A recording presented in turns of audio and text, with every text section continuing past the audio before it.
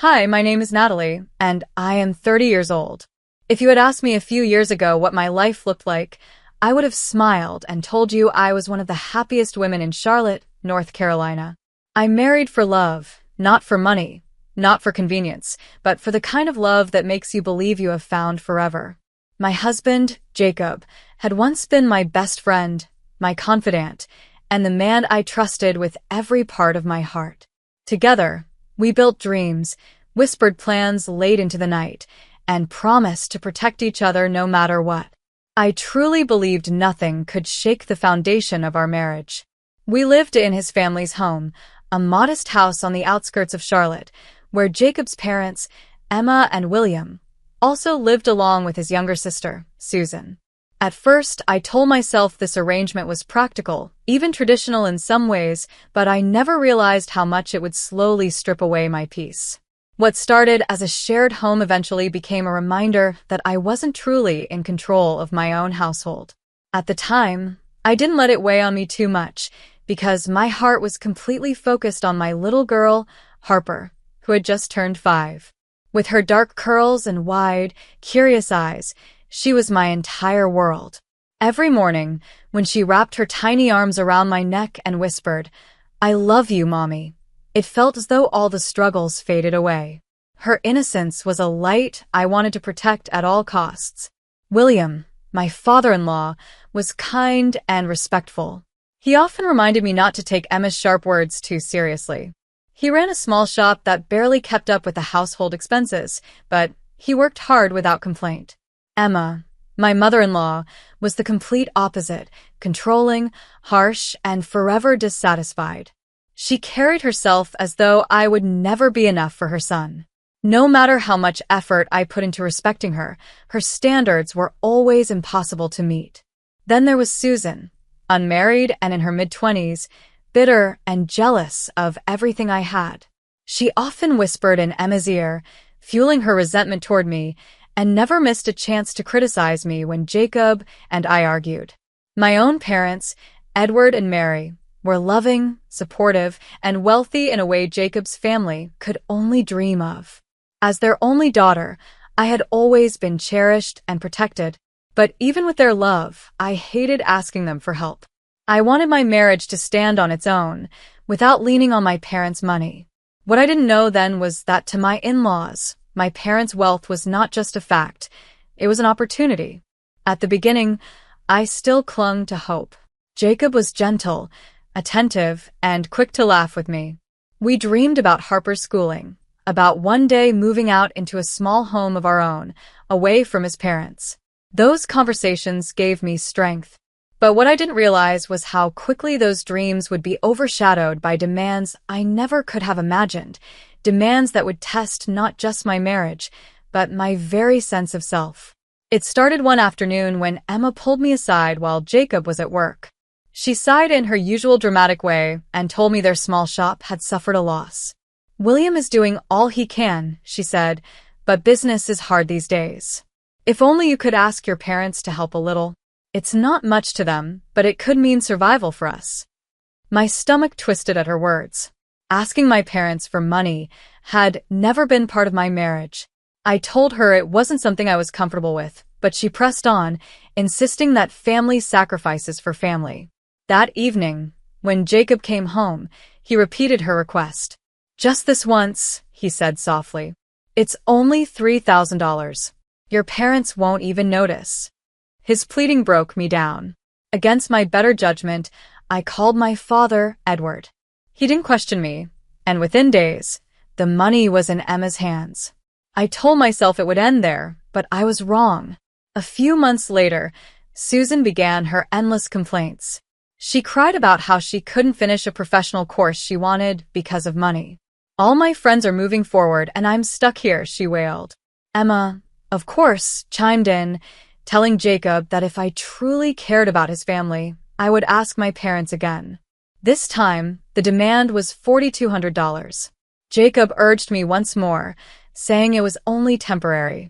I gave in again, even though it felt humiliating, like I wasn't an adult woman running her own household, but a child begging my parents for favors. The third time came sooner than I expected. Emma claimed the roof needed urgent repairs. William stayed silent, too weary to challenge her. Jacob came to me, saying $6,500 would solve everything. I remember standing in the kitchen, my hands gripping the counter, wondering how I had allowed this cycle to begin. But Jacob's insistence wore me down. Once again, I asked my parents. Once again, they gave. Once again, Emma acted as if I should be grateful she accepted it. In total, I had asked for $13,700. Each time, a little part of my dignity crumbled. I told myself I was protecting my marriage and Harper's future, but in my heart, I knew something had shifted. The more I gave, the bolder Emma and Susan became. They no longer treated it as help. It became an expectation. Susan, especially, grew restless. She was nearing 30, still unmarried, and bitter that her friends were settling down with lavish weddings while she remained stuck. I overheard Emma whispering one night, her voice sharp with entitlement. "Don't worry, Susan. Natalie's parents have more than enough. They'll cover it. They have to." My heart sank. They weren't asking anymore. They were planning. The final blow came during dinner one evening. Emma raised her voice over the clinking of dishes and declared, "Susan deserves a proper wedding. It's our duty to make it happen, but we can't do it alone. Natalie, you'll need to speak to your parents. We'll need $30,000. I nearly dropped my fork. $30,000? I asked, my voice trembling. It's nothing to them, right? Susan snapped. Your parents are wealthy. They won't even miss it. I turned to Jacob, desperate for support, but Emma placed her hand on his arm. He stayed silent until finally saying, "She's right, Natalie. What's the harm? They've helped before, and they can help again. This time, it's for my sister's future." "No," I said firmly, my voice shaking with anger. "They've already given too much. $13,700 is not small change, and I will not ask them again." Emma's eyes narrowed, and Susan's face twisted with fury. The air grew heavy. For the first time, I felt the true weight of their resentment pressing down on me. Something inside told me this storm wasn't going to blow over. The days after that dinner became unbearable. Emma and Susan whispered behind my back, loud enough that I could hear every poisoned word. Jacob grew colder, siding with them in arguments instead of standing beside me. I felt like a stranger in my own home, walking on eggshells, dreading the moment their bitterness would erupt into something worse than insults. Deep down, I knew that moment was coming. It was an ordinary evening when everything shattered. Dinner was on the table, Harper was coloring quietly at the side, and I prayed for peace. But Emma and Susan had other plans. They began casually talking about wedding venues, flowers, and the dress Susan deserved. Then Emma turned to me, her voice dripping with false sweetness. "Natalie, have you spoken to your parents yet?" I set down my fork. "I already told you," I said firmly. "I will not ask them for money again." Susan slammed her hand against the table, making Harper flinch. "You're unbelievable. You'd rather ruin my future than help your own family? 30,000 is nothing to them." My chest tightened, but I stood my ground. "I am not their messenger, Susan. And I am not going to keep draining them because you want a lavish wedding. Enough is enough." The room froze. Then Emma's voice sliced through the silence. "Jacob, are you really going to let her disrespect us like this? Are you going to let your wife ruin your sister's future?" Jacob's eyes met mine, and for a moment, I thought I saw hesitation. But then his jaw tightened and he shouted, "You didn't listen, Natalie. You think you can keep saying no? This is your punishment for disobeying me." Emma's chair scraped loudly as she stood, her face twisted with rage. My pulse raced as she moved toward me. Out of the corner of my eye, I noticed what she reached for, the cricket bat Jacob always left leaning against the wall near the couch. He loved the sport, often practicing swings or showing Harper how to hold it, so no one thought twice about it lying around the house. But in Emma's hands, it became something else entirely. Before I could move, she raised the bat and brought it crashing against the side of my head. Pain exploded, sharp and blinding. I stumbled, clutching my scalp as warm blood trickled down. "Mommy!" Harper screamed, rushing toward me. But Emma turned on her too, snarling, "Stay out of this." She swung the bat again, striking Harper across the head.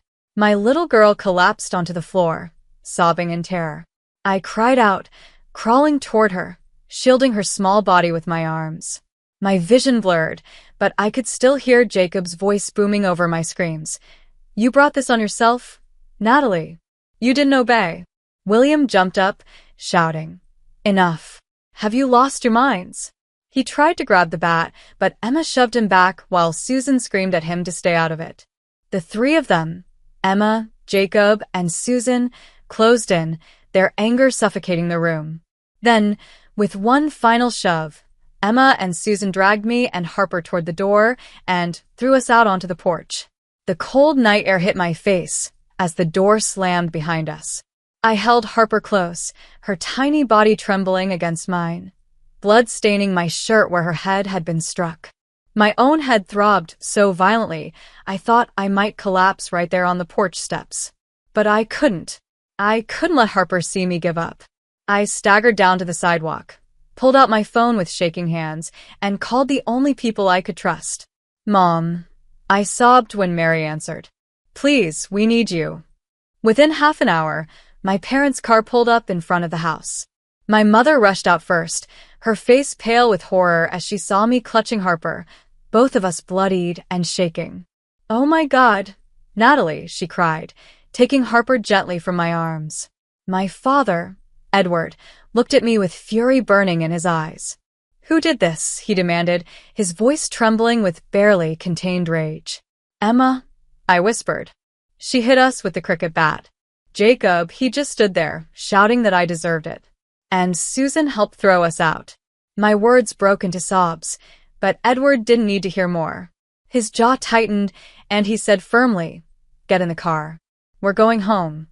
At my parents' house, the warmth of their living room felt like another world compared to the cruelty we had just escaped. My mother carefully cleaned the cut on my scalp while Harper curled against her, still whimpering. My father paced the room like a storm, fists clenched, muttering, "They've crossed every line." For the first time that night, I felt a sliver of safety, though shame still weighed heavy. I hated that I had bent so many times under Emma's manipulations, that I had allowed Jacob to become someone I no longer recognized. The next morning, Edward and Mary insisted we go straight to the hospital. Doctors examined us both, documenting every bruise and injury. The swelling on Harper's small forehead, the cut on my scalp, the blood-soaked hair, it was all photographed and officially recorded. Watching my daughter lying on a hospital bed, clutching my hand while nurses checked her vitals, hardened something inside me. What had once been fear transformed into resolve. With medical reports in hand, we went directly to the police station in Charlotte. Filing the complaint was the hardest thing I had ever done. My voice shook as I described how Emma had raised the cricket bat and struck both me and my 5-year-old daughter, how Jacob had stood there shouting that it was my punishment, and how Susan had helped throw us out of the house. The officer's expression grew darker with every detail. He leaned forward and said firmly, "You and your daughter are safe now. This will not be ignored." My father immediately contacted an attorney, one of the best in the city. Within days, police arrived at Emma's home with a warrant. Emma was taken away in handcuffs, shouting angrily as neighbors watched. Jacob tried to argue, but the officer silenced him and placed him under arrest for aiding and abetting abuse and child endangerment. Susan, too, was arrested for her role in provoking and supporting the attack. For the first time in years, I saw the walls of their power crumble. Court proceedings began within weeks. On the day of the hearing, I sat nervously with Harper's hand tightly in mine. Across the aisle sat Emma, Jacob, and Susan, their faces filled with defiance. William, however, was not with them. He quietly chose to sit behind me, offering his silent support.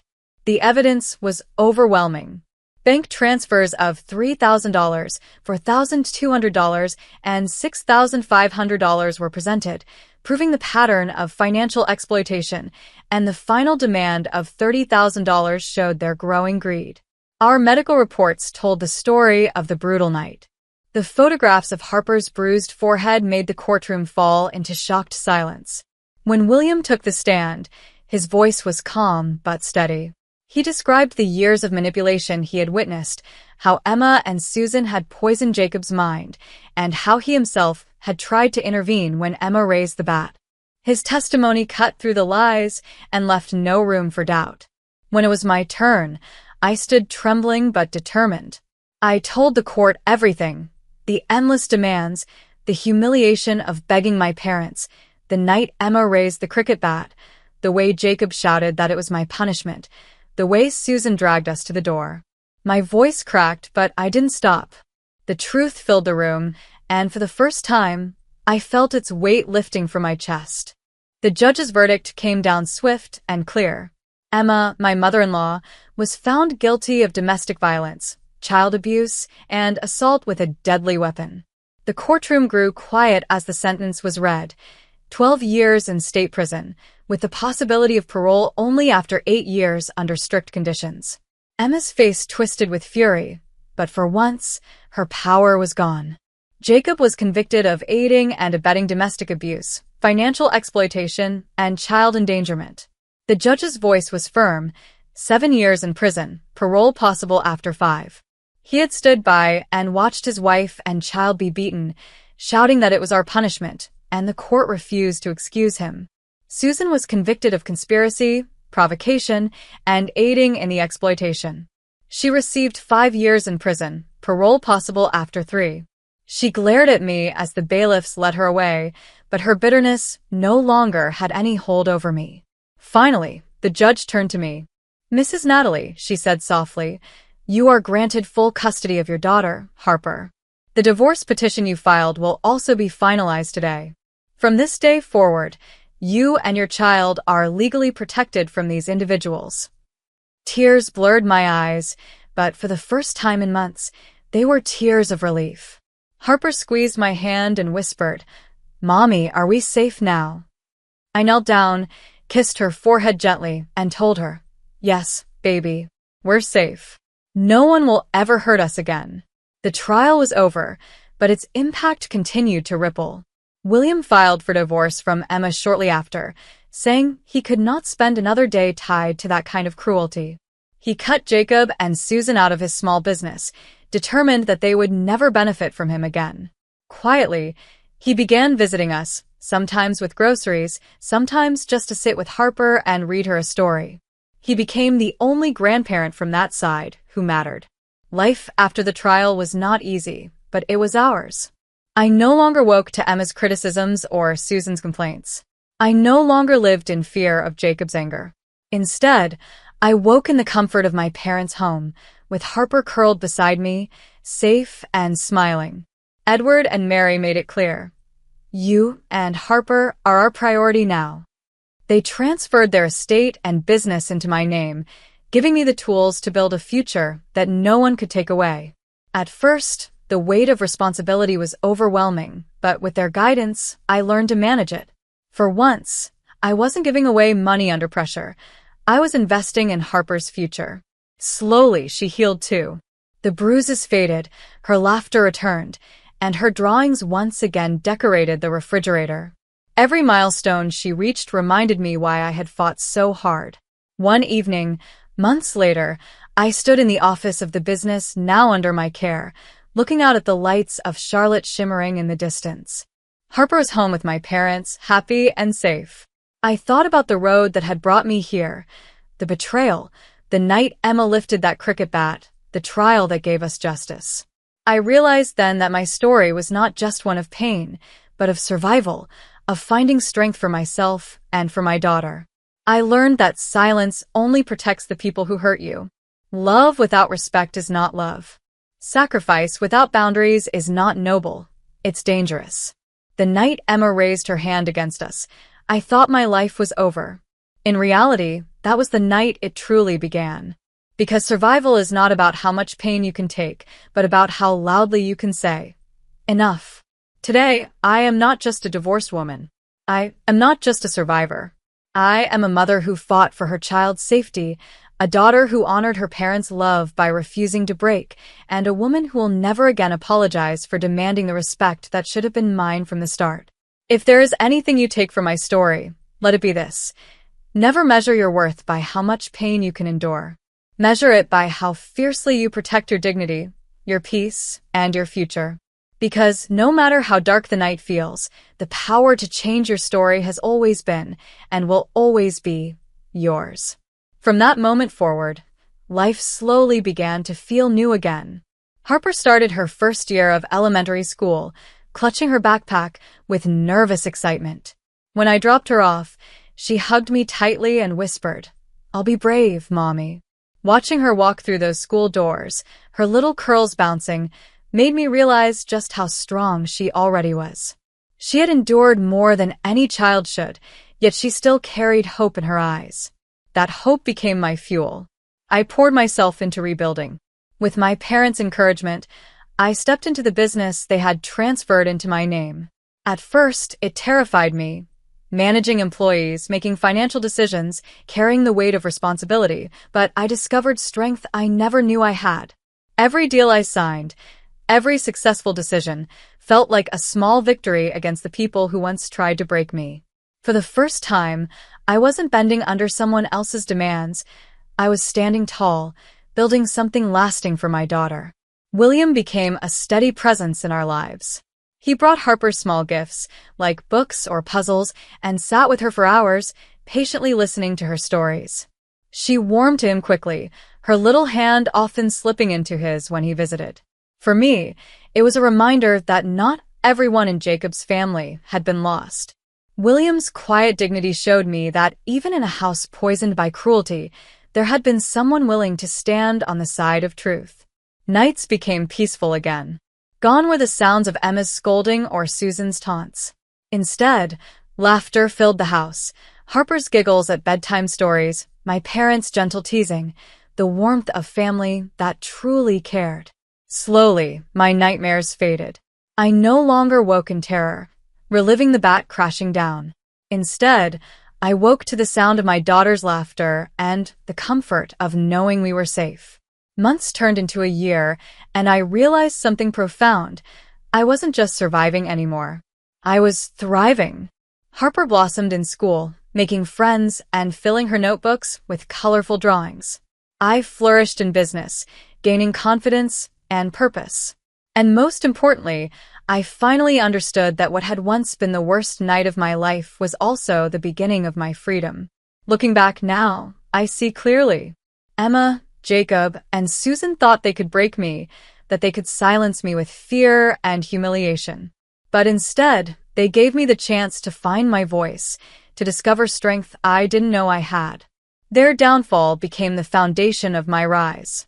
Harper and I often sit together on the porch of my parents' home, watching the sun set over Charlotte. She leans against me, her little hand tucked into mine, and says, "We're safe now, Mommy." And every time, I smile and whisper back, "Yes, baby, we're safe. And our future belongs to us." As time passed, I began to notice just how much Harper had healed. Her laughter was no longer shadowed by fear, and she slept through the night without waking up crying. She started drawing pictures of bright houses and smiling families, handing them to me proudly as if to say, "This is us now." Each drawing reminded me that she was growing up in a home filled with love, not violence. That, above everything else, was my greatest victory. I also began to heal in ways I hadn't expected. At first, I carried so much shame. Shame that I had allowed Emma to control my life. Shame that I had given into Jacob's pressure. Shame that I hadn't walked away sooner. But slowly, I realized the truth. I wasn't weak. I was human. I had loved. I had trusted. And when that trust was betrayed, I found the strength to protect my child and myself. That wasn't weakness. That was survival. Edward and Mary never once made me feel like a burden. Instead, they reminded me daily that I was their pride. My father often said, "Natalie, the day you chose to fight back, you showed Harper what real courage looks like." My mother held me when the memories became too heavy, whispering, "You are not what happened to you. You are who you've become after. Their unwavering support gave me the space to rebuild without fear of falling. One evening, after putting Harper to bed, I sat in the office of the business now under my name. The desk that once intimidated me had become a place where I made choices not only for myself, but for Harper's future. I looked out at the Charlotte skyline, the city lights shimmering like tiny stars, and thought about the path we had walked. I thought about Emma's rage, Jacob's betrayal, Susan's bitterness, and then about the courtroom where justice had spoken, about the safety we had gained, and about the freedom that finally belonged to us. I understood then that my story wasn't just for me. It was for every woman who felt trapped, for every child who lived in fear, for every voice silenced by control. My story was proof that there is always a way out, always a way forward. It may come with pain and scars, but it comes with strength too. Today, I am not defined by what Emma did with that cricket bat, or by the way Jacob shouted that I deserved punishment. I am defined by the way I stood back up, the way I fought for Harper, and the way I refused to let cruelty have the last word.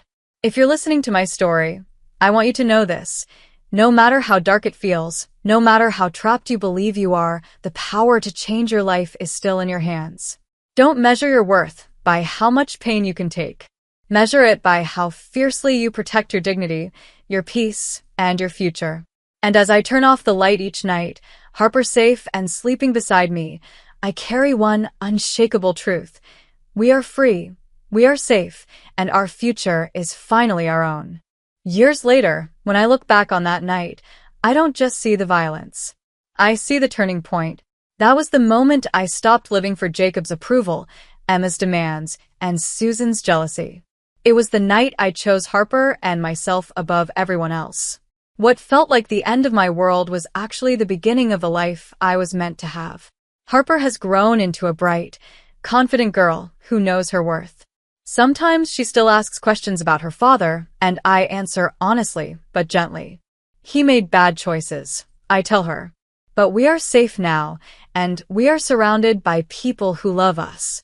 She nods, accepting my words with a maturity beyond her years, and I see in her eyes that she understands more than I ever realized. My parents, Edward and Mary, have been my pillars through it all. They gave us not only shelter, but also the courage to keep moving forward. Their love has been Harper's safe haven, and their guidance has been mine. Even William, the one person from Jacob's family who never raised a hand against us, has become a kind of quiet grandfather figure to Harper. His presence is a reminder that not all ties to the past were poisoned. I have learned to breathe again, to laugh without guilt, to trust without fear. Our home is no longer filled with arguments and threats. It is filled with books, laughter, and dreams. Each morning, as I watch Harper leave for school with her backpack bouncing on her shoulders, I feel proud that she is walking into a world where she is free to grow without fear. The business I now manage has given me independence I once thought impossible. I'm no longer the woman begging her parents to cover endless demands. I am a provider, a decision maker, and a role model to my daughter. Every signature I make on a contract, every step I take toward success, feels like reclaiming the dignity Emma tried to strip away. And sometimes, when the weight of the past creeps back in, I remind myself of the lessons I've learned. That silence only protects the guilty. That love without respect is not love. That no woman or child should ever feel they deserve punishment for saying no.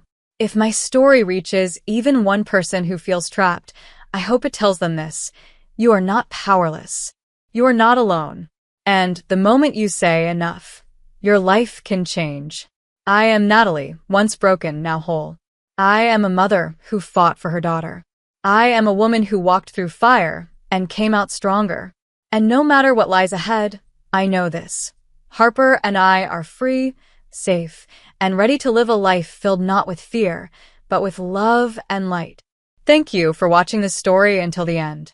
If you found it powerful, make sure to like the video, share your thoughts in the comments, and subscribe to the channel for more stories like this. Your support helps us bring you more inspiring and emotional content every day.